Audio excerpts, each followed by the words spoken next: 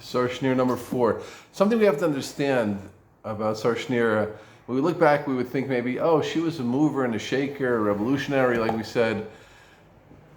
Those words are all true, but the underlying part of her, which set her apart from Stam revolutionary, was that she was an incredibly devout and amazingly frum person who her care, as is so evident in her writings, was for Klal Yisrael and for Kavod Shamayim, for the honor of the Rebbeinu Shalom. And that was really what she was trying to do.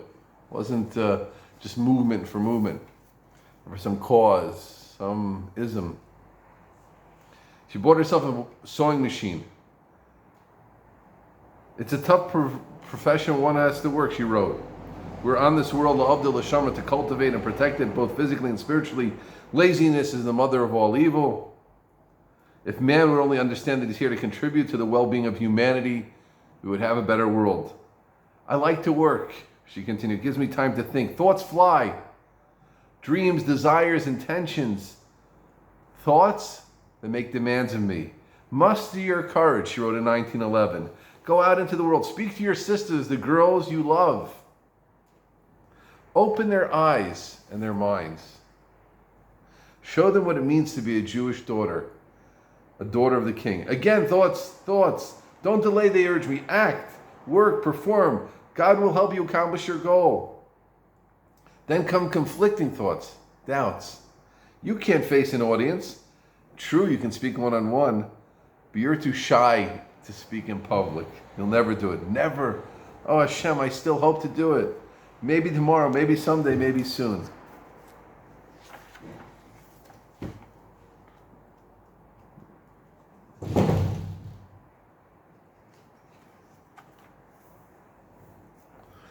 We said how she had an interest in the intellectual world of her time, Polish and Jewish writers she loved, classical works.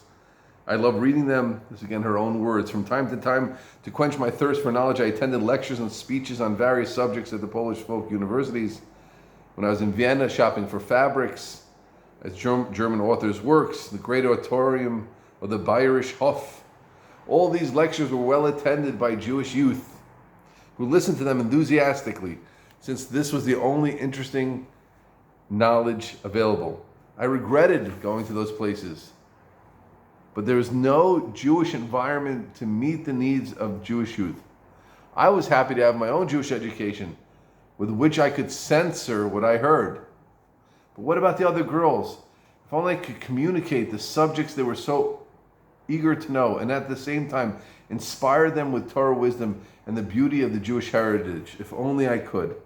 So again, we see this push towards helping the world, helping Klal Yisrael, helping Kavod Shamayim, but self-doubt.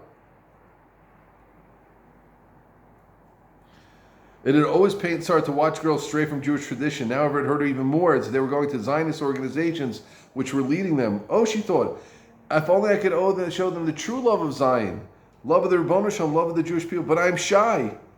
Oh, if I only had the courage to run into the streets and scream.